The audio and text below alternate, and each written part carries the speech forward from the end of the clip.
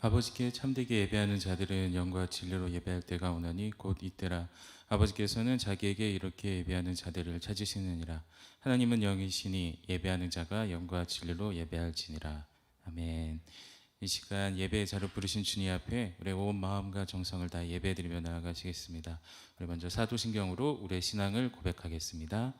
나는 전능하신 아버지 하나님 천지의 창조주를 믿습니다. 나는 그의 유일하신 아들 우리 주 예수 그리스도를 믿습니다. 그는 성령으로 잉태되어 동정녀 마리아에게서 나시고 본디오 빌라도에게 고난을 받아 십자가에 못 박혀 죽으시고 장사된 지 사흘 만에 죽은 자 가운데서 다시 살아나셨으며 하늘에 오르시어 전능하신 아버지 하나님 우편에 앉아 계시다가 거기로부터 살아있는 자와 죽은 자를 심판하러 오십니다. 나는 성령을 믿으며 거룩한 공교회와 성도의 교제와 죄를 용서받는 것과 몸의 부활과 영생을 믿습니다. 아멘.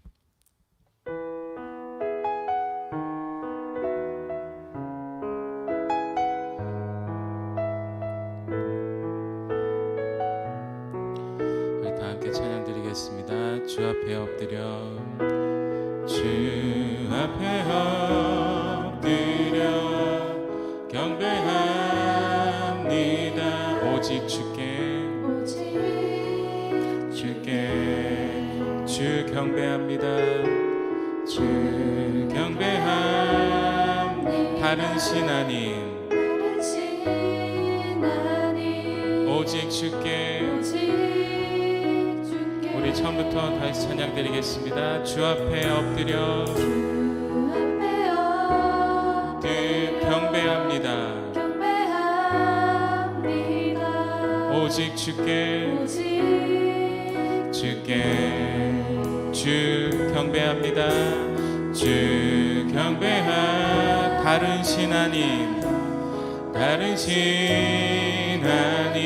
오직 주께 나의 모든 의상 나의 보좌 모두 다 내려놓고 주 앞에 엎드려 경배합니다.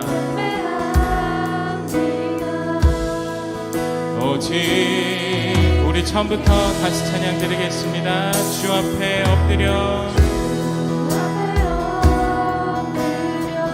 경배합니다. 오직 주께 주 경배합니다. 다른 신 아닌 오직 주께 나의 모든 의상들 나의 보좌 모두 다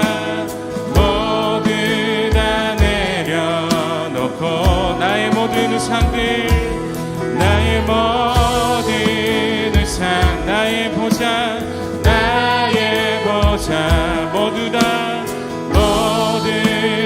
내려놓고 나의 모든 의상들 나의 보좌 모두 다 내려놓고 나의 모든 의상들 나의 보좌 모두 내려놓고 주 앞에 엎드려 경배합니다. 오직 주께 주 앞에 엎드려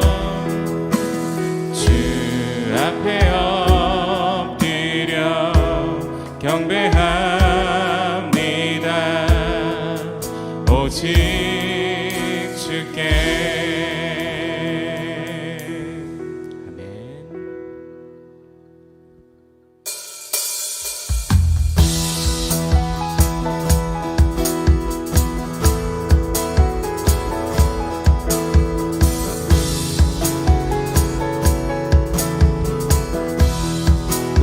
하늘이 우리 쉬지 하늘이 천국이 말 때까지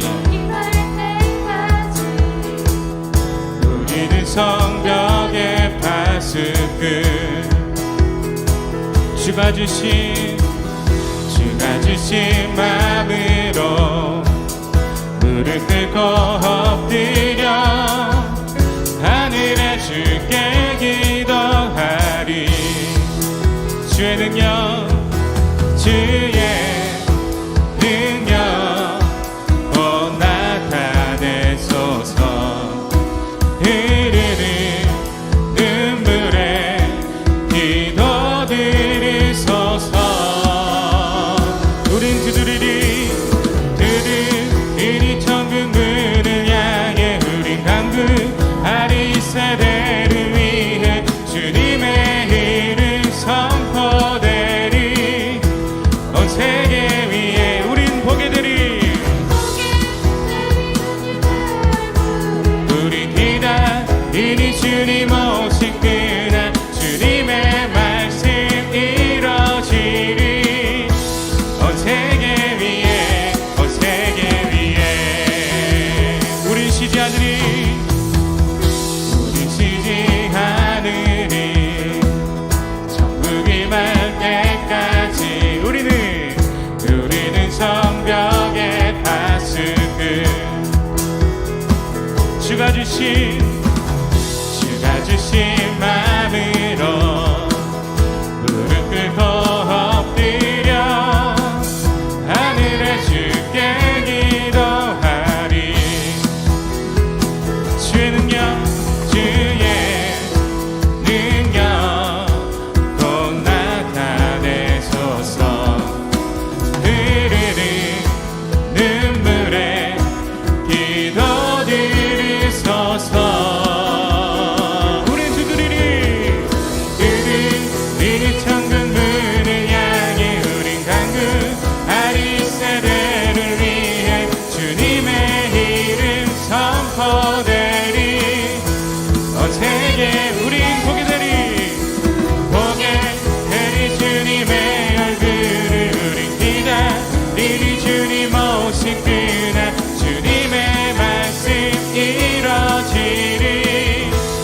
다시 한번 우린 두드리리.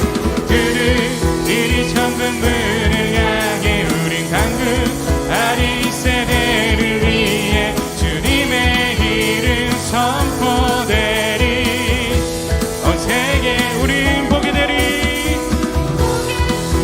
주님의 얼굴을 우린 기다리리. 주님 오실 그날 주님의 말씀 이뤄지리. 온 세계 위에 온 세계 위에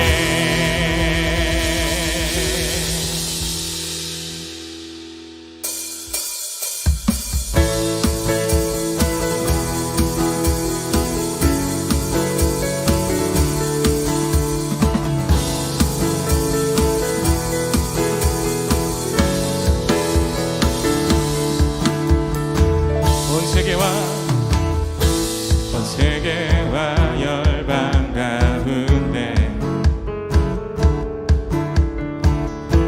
예수와 같은 이름 없네. 죄악 가운데 세상 유일한 소망. 예수와 비교할 수 없네. 모든 민족을 구원할 이름 예수. 그 발 앞에 헛되는 삶 무너지리. 영광의 이름 예수 찬양하리. 처음과 나중 되신 주 영광의 이름 예수 경배하리.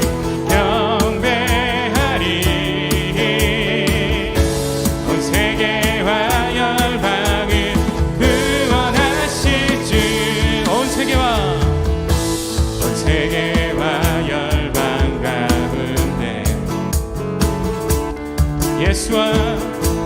예수와 같은 이름 없네. 죄악과 어두운 세상 유일한 소망 예수와 비교할 수 없네. 모든 민족을 구원한 이름 예수. 그 발 앞에 헛된 우상 무너 영광의 이름 예수 찬양하리. 처음과 낮은 대신 주 영광의 이름 예수 영광이 온 세계와 열방을 구원한 영광의 이름 예수 찬양하리. 처음과 낮은 대신 주 영광의 이름 예수 경배하리.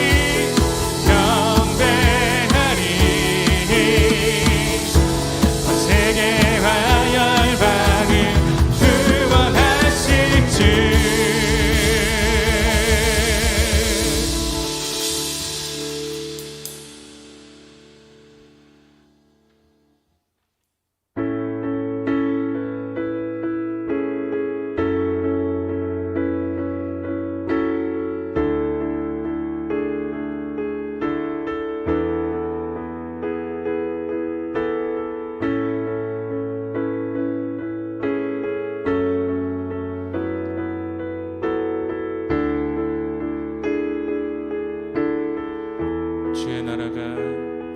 주의 나라가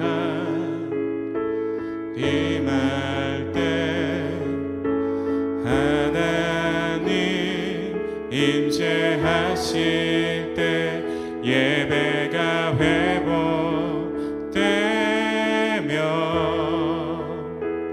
기적은 일어나네.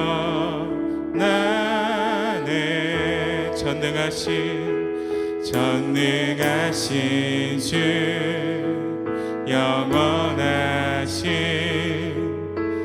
능력의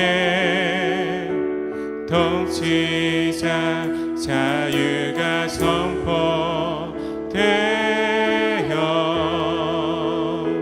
주 백성 돌아오네. 하나님 나라 임하소서. 영광과 존귀 능력과 위엄 놀라운 사랑의 기적의 하나님 지금 이곳에 오소서. 주의 나라가 임할 때 하나님 임재하신 예배가 회복되며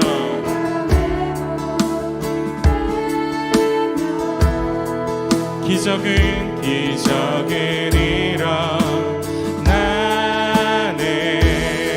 전능하신 주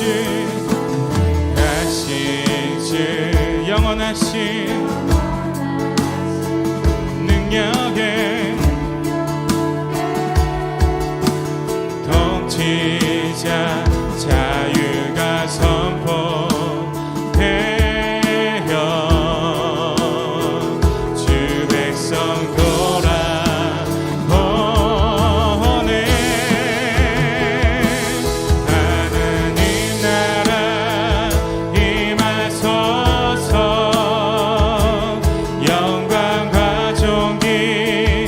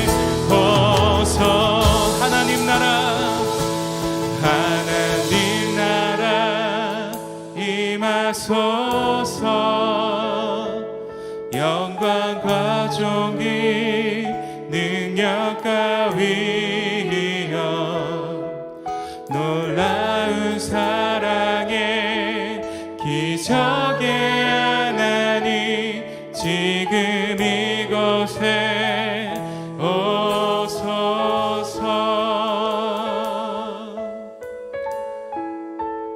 이 시간 우리 함께 기도하며 나아가시겠습니다. 우리 이 시간 기도하며 나아가실 때 우리 예배를 위해서 좀 기도하며 나아갔으면 좋겠습니다. 주님, 우리의 이 예배가 회복되길 원합니다.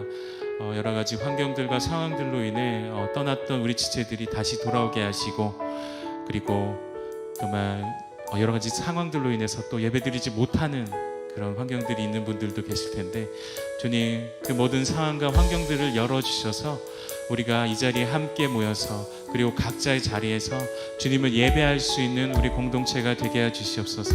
이 시간 함께 우리 공동체를 위해, 우리 예배를 위해 좀 함께 기도하며 나아갔으면 좋겠습니다. 다 같이 기도하시겠습니다.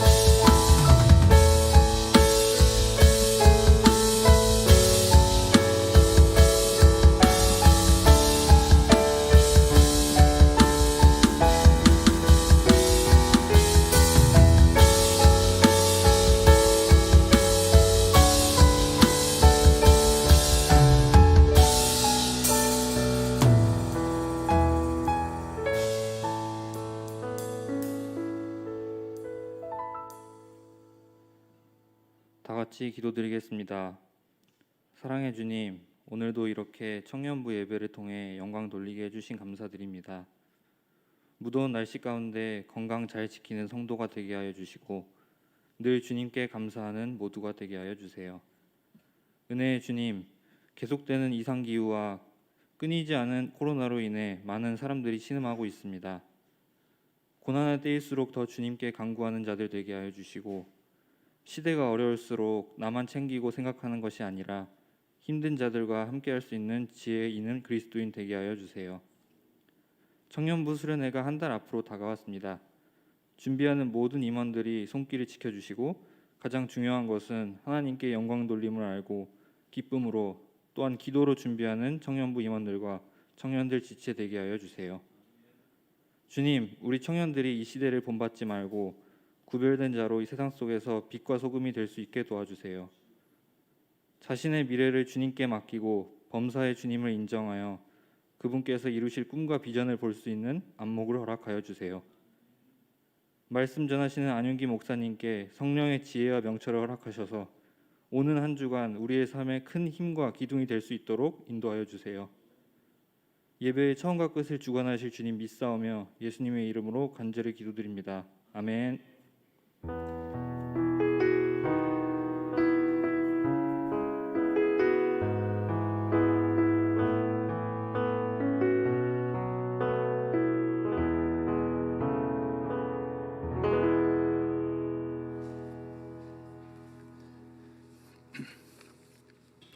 하나님께서 오늘 우리에게 주시는 말씀은 출애굽기 3장 1절부터 5절까지의 말씀입니다.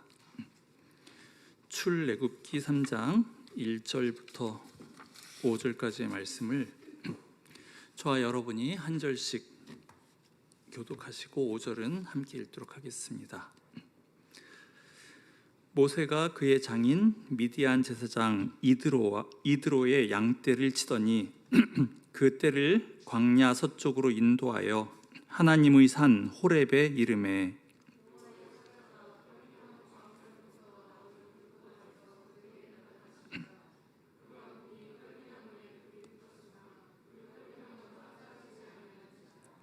이에 모세가 이르되 내가 돌이켜 가서 이 큰 광경을 보리라. 떨기나무가 어찌하여 타지 아니하는고 하니 그때에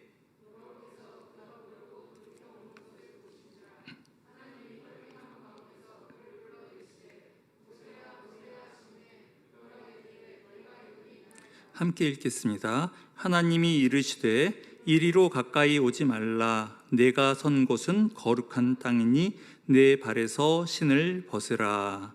아멘.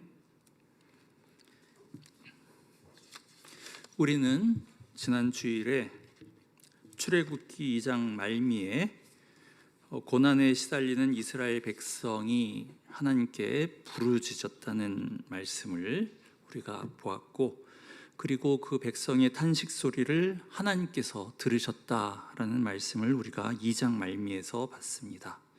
이제 하나님께서는 구체적으로 그 부르짖는 백성들을 구원하기 위해서 나서십니다. 그리고 이 사역을 위해서 이 사역을 위한 일꾼으로 모세를 하나님께서는 부르십니다. 그런데 당시 모세는 양떼를 치는 목자의 일을 보고 있었습니다. 고대 사회에서 목자는 최하위 계층이었습니다. 왕이나 고위 관료, 귀족이 최상위층이고, 농사나 과수 재배 같이 이렇게 어떤 일정한 고정된 토지에서 소출을 거두는 사람들이 중간 계층을 이뤘고, 목자에 대한 사회적 인식은 그것만 못했습니다. 목초지를 찾아 이리저리 멀리까지 움직여야 하고, 또 날씨 같은 자연환경 변화에 직격탄을 맞으며, 또 분뇨나 사체 처리 등 소위 지저분한 일도 목자들은 감당을 해야 했기 때문에 목자라고 하는 그 직업은 조금 하층에 속하는 걸로 이렇게 간주를 했습니다. 그런데 모세는 당대 최강인 이집트 궁정의 왕자 신분에서 몰락하여서 황량한 광야의 목자가 되어버렸습니다. 그뿐 아니라 그의 내면에서도 살인사건과 또한 동족 히브리인의 그 배척 등으로 인해 아마도 격심한 내적인 갈등을 겪었을 것입니다.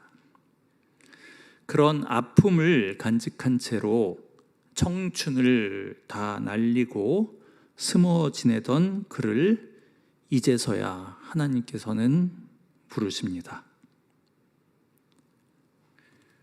어느 날 모세는 양떼를 이끌고 광야의 서쪽으로 가다가 하나님의 산 호렙에 이릅니다. 우리가 1절 말씀을 다시 한번 같이 읽도록 하겠습니다.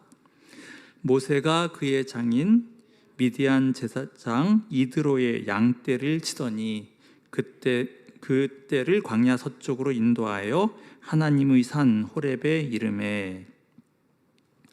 하나님의 산 호렙, 이 산이 정확하게 어디인지 확정지어서 말씀을 드릴 수는 없습니다만, 그 시나이 반도 남쪽에 예벨 무사라고 불리우는 지명이 있는데, 그 예벨 무사라는 그 이름 자체가, 그 무사가 모세의 산이란 뜻입니다. 하나님이 모세를 부르신 곳이 아마 거기일 것 같다고 그렇게 후대 사람들이 추측을 내서 아예 그 산의 이름을 예벨 무사, 모세의 산이라고 붙인 겁니다. 성경에는 호렙산이라는 명칭도 나오고, 나중에 가면은 이제 신의 산이라는 명칭도 나오는데요. 나중에 모세가 이스라엘 백성들을 이끌고 그 신의 산 자락으로 가서 거기서 십계명 돌판도 받고 하나님과 이스라엘 백성 사이에 언약도 체결을 합니다. 그래서 이 호렙산하고 그 신의 산의 관계에 대해서도 의견이 분분한데, 한 3가지 의견 정도가 있습니다. 하나는 그 호렙산하고 신의 산을 하나의 그 똑같은 산, 동일한 산으로 보고 그것을 그냥 호렙산이라고 부르기도 하고 신의 산이라고 부르기도 한다. 이런 의견이 있습니다. 마치 그 금강산이 봄, 여름, 가을, 겨울 따라서 그 이름이 다르지 않습니까? 금강산, 제가 좀 찾아봤는데요. 이거 아마 고등학교 때 배우지 않았나?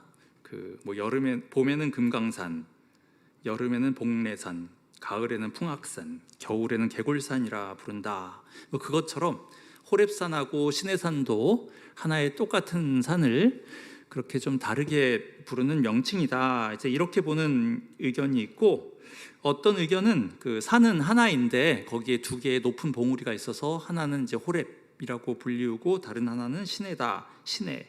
그래서 하나의 산에 두 개의 큰 봉우리라고 보는 이제 그런 입장도 있고, 또 어떤 견해는 산의 그 총칭, 그 산을 전체적으로 다 부르는 이름은 이제 호렙인데 그 중에서 그 정상 부분만 지칭해서 시내산이라고 한다. 마치 저 북한산은 크잖아요. 근데 북한산의 제일 높은 백운대 이렇게 우리가 부르듯이 호렙하고 시내산은 그렇게 구별된다. 뭐 이런 입장들도 있습니다. 정답이 무엇인지는 모르지만은 적어도 성경에서는 그냥 우리가 성경을 읽다가 호렙이라는 이름도 발견하고 시내산이라는 이름도 발견을 하는데 성경에서는 이 둘을 그냥 거의 동일한 것처럼 그렇게 다루고 있습니다. 아무튼 뭐 호렙, 시내 이런 그런 것과 관련하여서는 좀 복잡하지만 그것과 무관하게 우리가 이 말씀에서 꼭 좀 주목을 했으면 싶은 것이 하나 있습니다. 그것은 바로 그 1절에 나오는 그 호렙이라고 하는 그 산의 이름, 그 산의 이름의 뜻이 그것이 히브리어로 황무지란 뜻이에요. 불모지, 황무지, 쓸모없는 땅, 잘 그 식물도 안 자라고 그래서 좀 버려진 땅, 원래 그런 뜻입니다. 쓸모없이 버려진 땅, 보잘것없고 어떤 기대도 되지 않는, 어떤 기대를 하기도 힘든 그런 장소에서 하나님께서는 모세를 기다리신 것입니다. 여러분, 우리가 하나님을 만날 때 교회를 가야지만 하나님을 만나고 내가 당장 교회 문 밖에 나가서 저기 저 당산역을 향해서 갈 때는 하나님은 거기서 나 안 만날 거야, 그렇게 생각을 하실까요? 아니면은 우리가 어떤 좀 거룩한 장소라고 생각되는 거기서만 하나님의 기운이 느껴지고, 내가 일상생활하는 데서는 일상생활을 하는데 나의 그 회사의 상사가 막 나를 막 구박하고 나를 힘들게 하고 하는 그런 곳에서는 하나님 나를 외면하실 거야, 그렇게 생각하실까요? 하나님께서는 지금도 버림받고 황폐한 삶의 현장에서 우리를 부르실 수 있다는 말입니다. 이집트 궁정이 아니라 실패와 좌절로 점철된 인생의 한복판, 전혀 기대치도 않았던 장소에서 하나님께서는 종종 사람을 만나 주십니다. 이와 관련하여서 제가 말씀을 준비하다가 특별히 연상이 되었던 것이 그 야곱이었습니다. 야곱.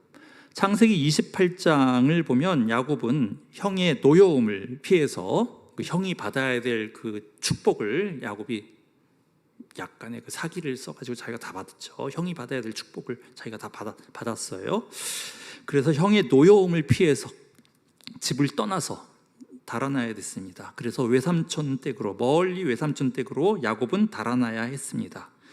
야곱이 살던 그 부엘세바에서 하란까지 열흘 정도 걸리는 그 먼 길을 걸어가야 해서 야곱은 밤에는 그냥 길바닥에서 돌베개를 베고 노숙을 했는데, 어느 날 하늘 문이 열리고 천사가 오르락내리락 하고 하나님께서 야곱, 자기를 향해서 말씀하시는 그 음성을 그냥 길 한복판에서, 돌베개 베고 노숙하던 한복판에서 야곱은 듣게 되었습니다. 전혀 예상하지도 못한 곳에서 하나님은 우리 아빠 그 이삭이 제사를 지내고 하는 그럴 때에만 하나님께서 말씀하시고 응답하시는 하나님인 줄 알았는데, 완전히 그냥 도피하듯이 달아나는 길 한복판에서 하나님께서 야곱을 만나 주신 것입니다. 이처럼 공허함과 쓸쓸함이 가득할 때, 우리를 힘들게 하는 문제에 눌려서 우리가 빈손 늘어뜨리고 망연자실 하늘만 쳐다보는 그런 광야에서도 하나님은 우리를 찾아오십니다. 2절과 3절 말씀을 함께 읽겠습니다. 여호와의 사자가 떨기나무 가운데로부터 나오는 불꽃 안에서 그에게 나타나시니라. 그가 보니 떨기나무에 불이 붙었으나 그 떨기나무가 사라지지 아니하는지라. 이에 모세가 이르되 내가 돌이켜 가서 이 큰 광경을 보리라. 떨기나무가 어찌하여 타지 아니하는고 하니 그때에 떨기나무, 뭔가 그 신기한 일이 벌어집니다. 떨기나무가 있습니다. 떨기나무. 이거는 그쪽 지역에서는 그 아주 흔한 나무라고 합니다. 한 높이가 1m 정도 자란다고 해요. 별로 높게 자라지 않는 겁니다. 저는 그 성지 순례를 가본 적이 없지만 저희 그 친구 한 명이 그 이집트 순례 팀을 따라간 적이 있는데요. 그 예벨 무사라는 산, 그 모세가 하나님을 만났을 거라고 사람들이 많이 이야기하는 그 예벨 무사라는 산 중턱에 나 있는 그 떨기나무 사진을 찍어서 저에게 그 보여준 적이 있었습니다. 이거 뭐 아주 뭐 별 볼 일 없는 나무잖아라는 그 본인의, 제 친구의 그 실망이 가득 섞인 그 인상을 코믹하게 담은 그런 제 사진이었습니다.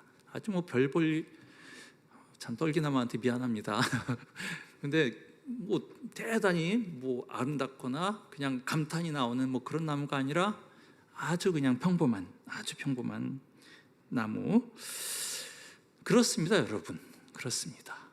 호렙산도 별거 없고 떨기나무도 특별하지 않습니다.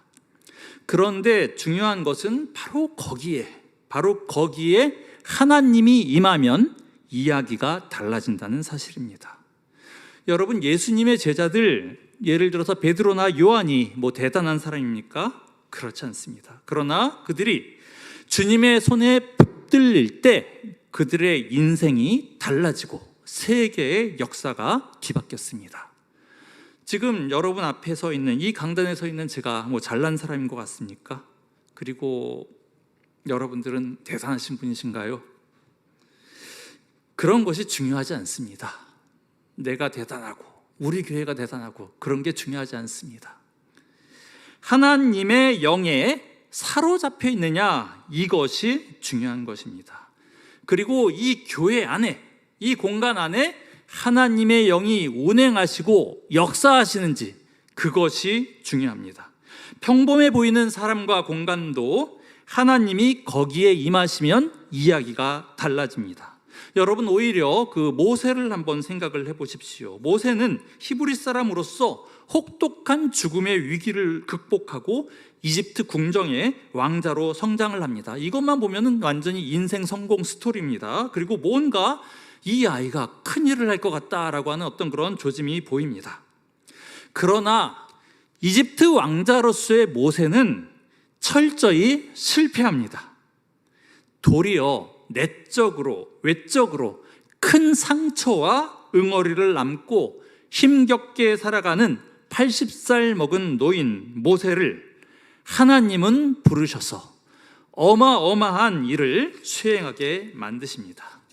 떨기나무는 아무것도 아니지만 거기에 임한 불, 바로 거기에 능력이 있고 기적이 있는 것입니다. 우리가 인간적으로 볼 때 별로 내세울 것이 없다 해도 전능하신 하나님께서 쓰시기로 작정하시면 바로 여기에 대한민국을 뒤엎을 힘이 나옵니다. 바로 여기에서 세계를 흔들 인물이 나올 것입니다. 우리 당산동 교회가 한국 교회와 대한민국, 그리고 북한과 세계를 살리는 부흥의 불씨가 될 수 있습니다. 그런 일이 우리 가운데 일어나기를 소망합니다. 다시 2절과 3절 말씀을 우리가 다시 한번 보도록 하겠습니다. 떨기나무는 그 시내산에 지천으로 깔려있는 평범한 나무입니다. 그리고 매우 건조한 지역에서는 갑자기 나무에 불이 붙는 그런 경우도 드물지 않다고 하지요. 유감스럽지만 우리나라도 가끔 매우 건조한 날씨에 강원도 쪽에서 이제 산불이 나기도 하지 않습니까?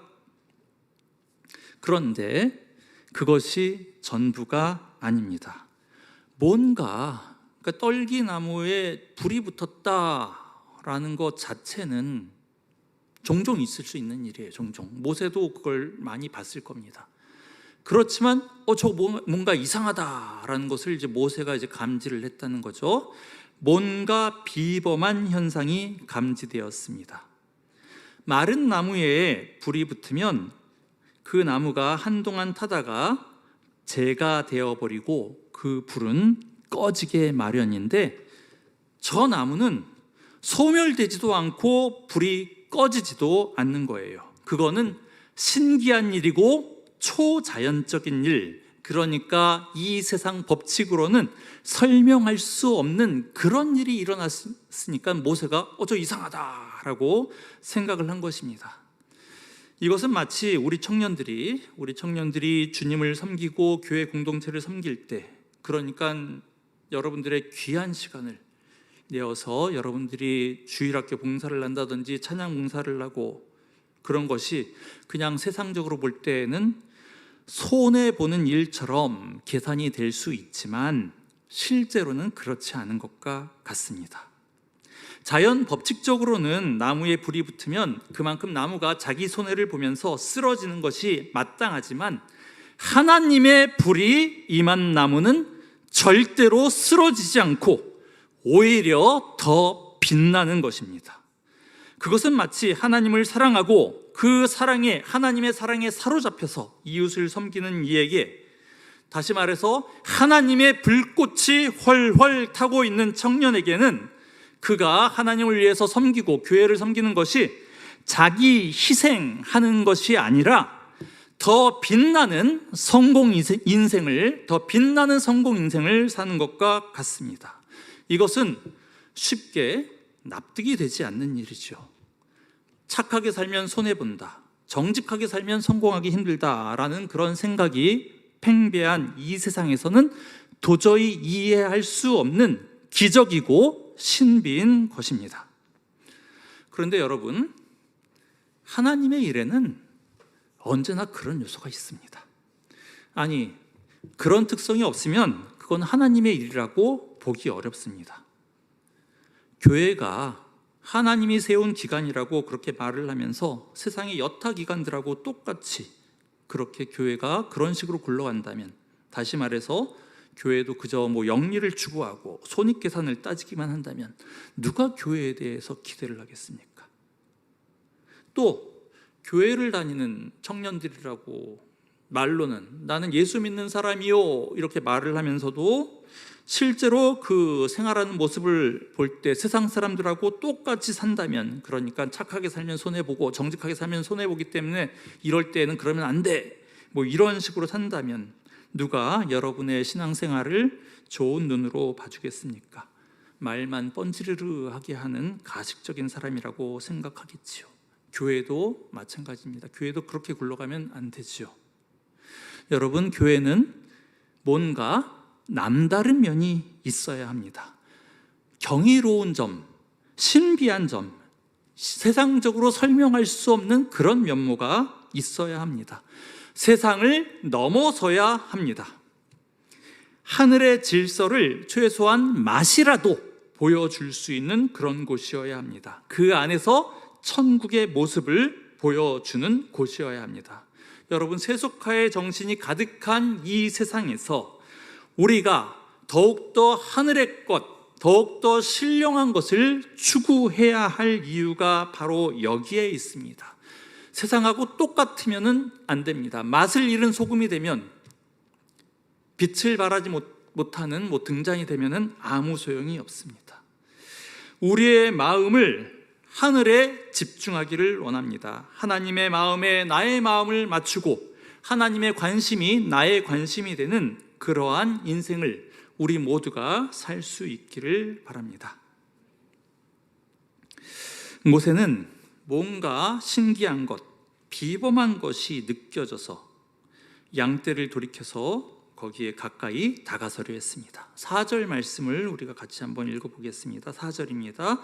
여호와께서 그가 보려고 돌이켜 오는 것을 보신지라 하나님이 떨기나무 가운데에서 그를 불러 이르시되 모세야 모세야 하시매 그가 이르되 내가 여기 있나이다.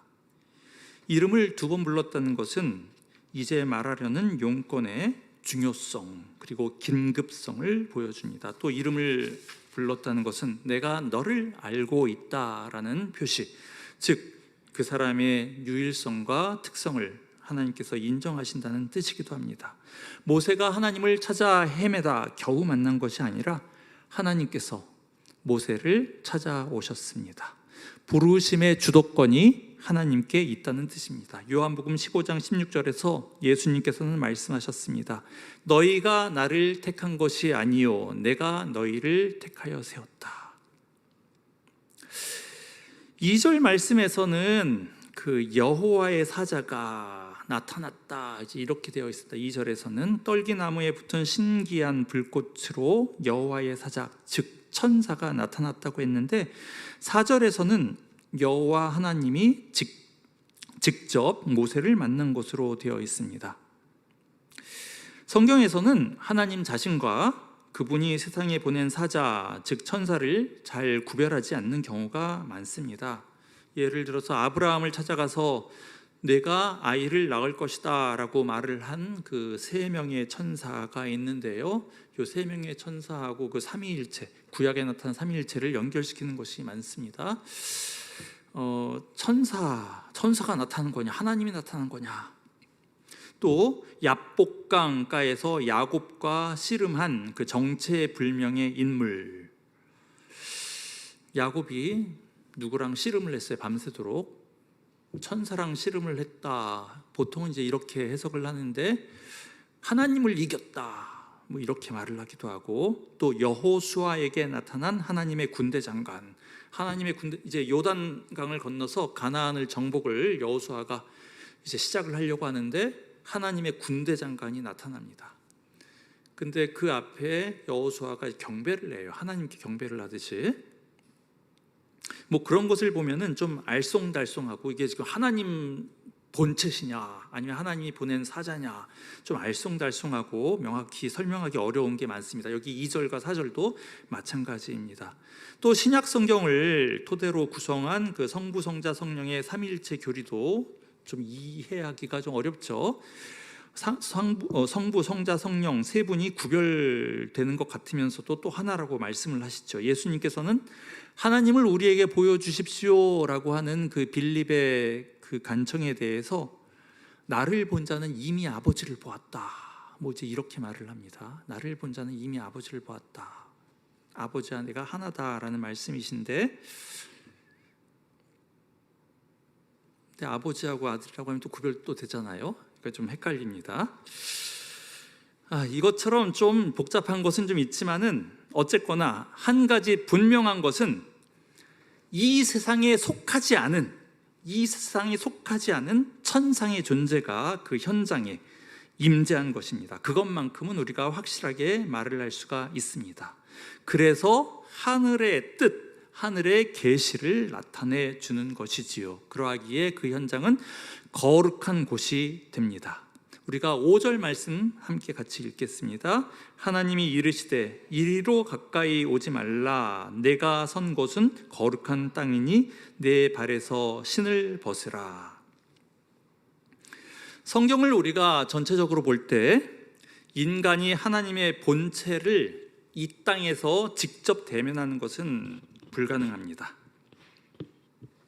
출애굽기 33장 18절 이하 말씀을 보면 하나님께서 모세에게만 아주 좀 간접적인 방식으로 하나님의 뒷모습을 보여주는 그런 장면이 33장에 나옵니다. 이사야서 6장 2절을 보면 그 스랍 천사들이 있는데, 스랍 천사에게는 6개의 날개가 이제 있습니다.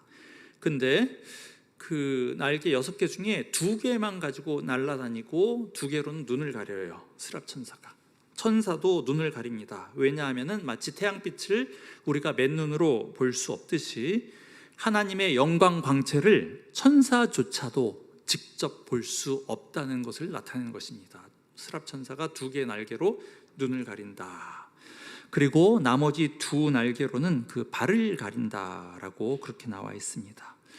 천사도 피조물인데 그 피조물의 발은 부끄러움의 상징이기 때문입니다. 그래서 출애굽기 3장 5절에서는 내 발에서 신을 벗으라 라는 말씀으로 그것이 표현되어 있습니다. 하나님의 거룩을 대할 때 우리는 부끄러움을 느낀다. 근데 이게 참 말씀을 준비하면서도 이게 말씀이 점점 더 어렵다라는 이제 그런 생각을 좀 했는데요. 왜냐하면은 조금 전에 스랍 천사가 날개로 발을 가렸다. 발은 부끄러움의 상징이다라고 했지 않습니까? 발은 인체에서 가장 더럽고 연약한 부분으로 간주된다고 말씀드렸는데, 그러면 그걸 가리려면 신발을 신어야죠. 왜 신고 있는 신발을 벗으라고 하는지.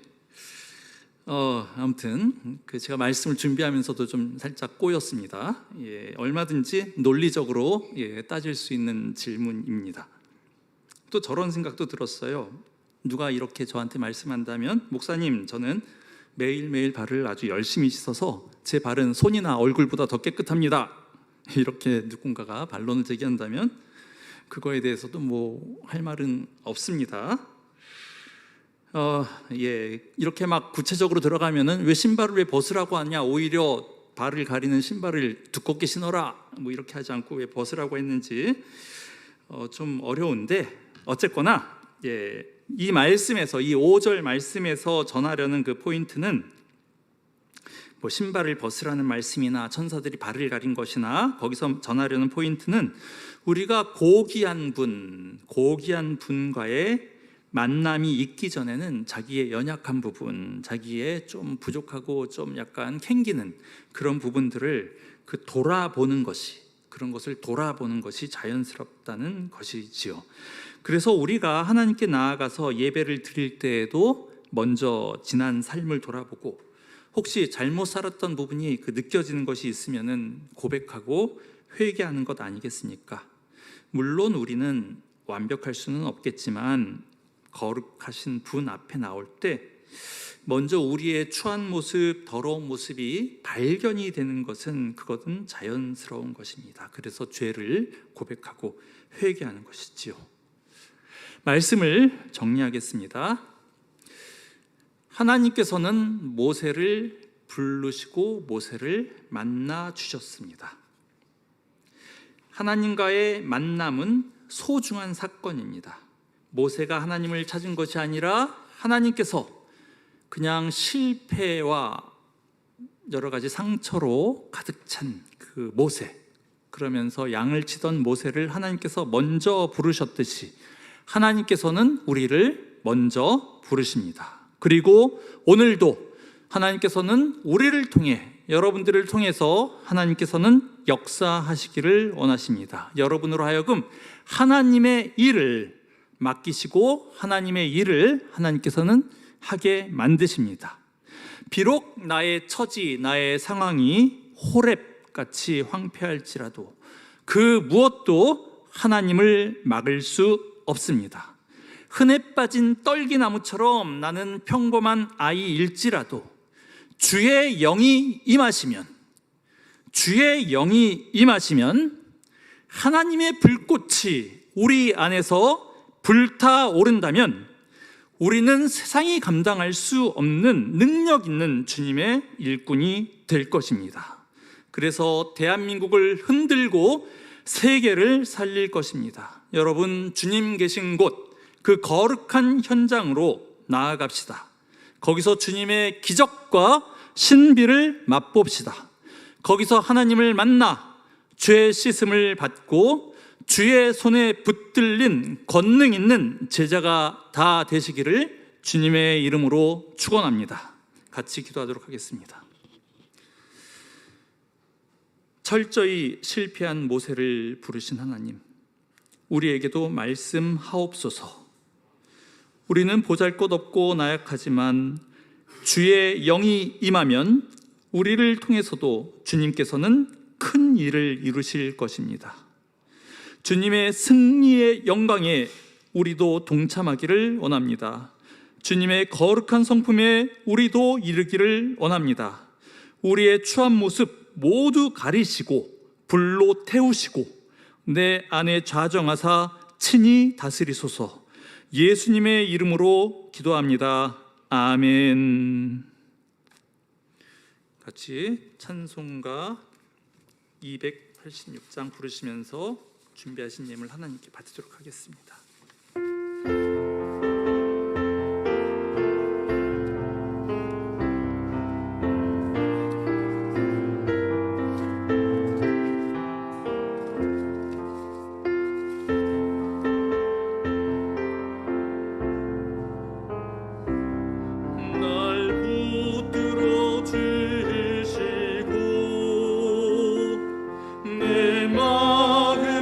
새 힘을 주소 늘 기쁘게 하소서. 사랑의 주 사랑의 주 내 마음속에 찾아오사 내 모든 죄 사하시고 내 상한 맘 고치소서. 주 예수님 내 맘에 오사 내 소원 다하시고 내 무거운 짐 엎어주사 참 평안을 주소서. 사랑의 주 사랑의 주 내 마음속에 찾아오사 내 모든 죄 사하시고 내 상한 맘 고치소서. 주 예수님 내 맘에 오사 날 정결케 하시고 그 은혜를 내 맘에 채워 늘 충만케 하소서. 사랑의 주 사랑의 주 내 마음속에 찾아오사 내 모든 죄 사하시고 내 상한 맘 고치소서. 주 예수님 내 맘에 오사 내 길 인도하시고 주 성령을 내 맘에 채워 늘 충만케 하소서. 사랑의 주 사랑의 주 내 마음속에 찾아오사 내 모든 죄 사하시고 내 상한 맘 고치소서.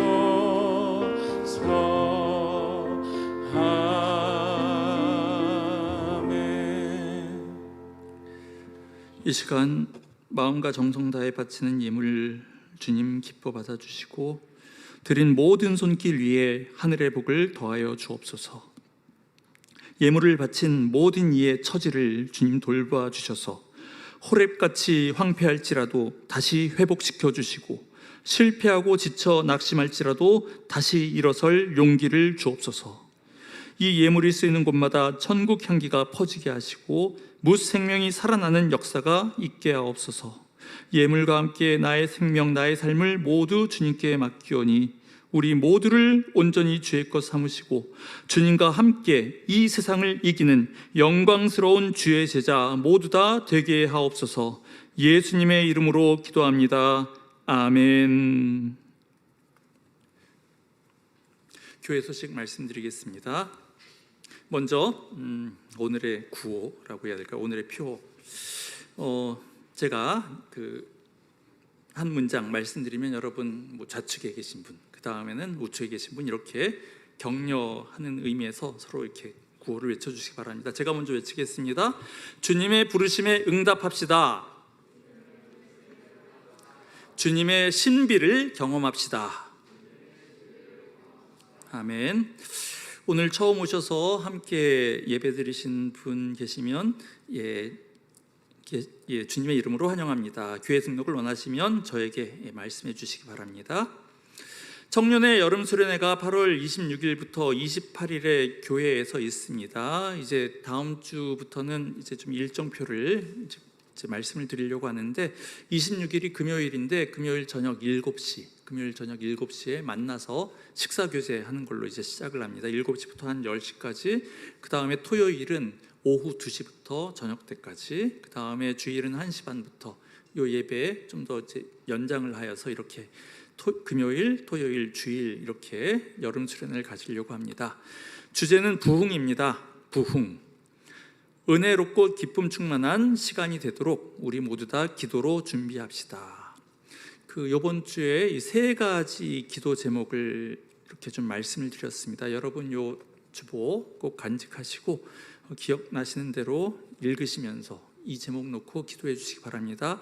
함께 1번, 2번, 3번 같이 한번 읽도록 하겠습니다. 1번, 주제의 말씀을 전할 안윤기 목사님을 성령이 주장하셔서 우리를 향한 하나님의 뜻을 담대히 선포하게 하소서. 그 다음에 2번, 찬양 집회를 인도할 우승현 간사님과 찬양팀 위에 성령의 기름 부으심이 임하여 하나님을 영화롭게 하고 우리 모두 은혜 받는 시간 되게 하소서. 3번, 모든 순서를 준비하고 진행할 임원들과 서윤심 부장 권사님을 강검케 하셔서 기쁨으로 섬기게 하시고 우리 안에 천국의 교제가 이루어지게 하소서.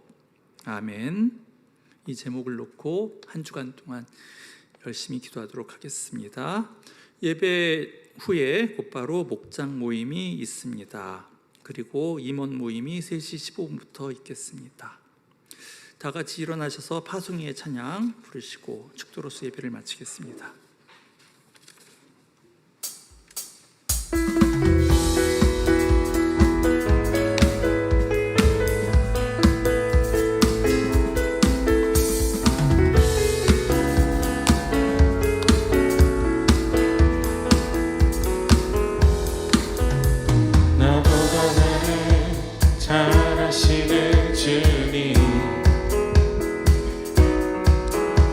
내가 주를 떠나 어디로 가겠나이까.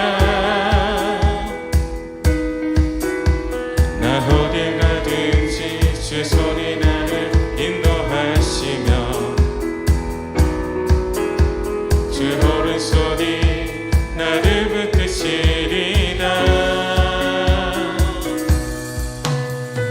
나를 창세 전부터 계획하시고 지금까지 인도하시네. 하나님이여 주의 생각이 어찌 그리 외로우신지요. 나의 생각보다 나의 뜻보다 더 크고 놀라우신 주님. 하나님이여 나를 살피사 나의 마음을 다시 오니 나를 영원한 길로 인도하소서. 주의 생각이 어찌 그리 외로우신지요. 나의 생각보다 나의 뜻보다 더 크고 놀라우신 주님. 하나님이여 나를 살피사 나의 마음을 다시 오니 나를 영원한 길로 인도하소서.